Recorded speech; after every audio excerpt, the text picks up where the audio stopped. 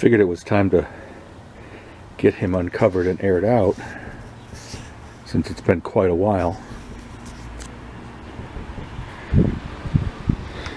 Not seeing any moisture damage above and beyond what, you know, was there. No more additional rust or anything. Maybe up there.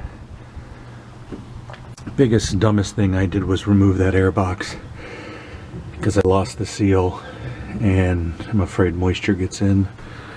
Plus, I mean, he doesn't exactly have much of a rubber seal anymore.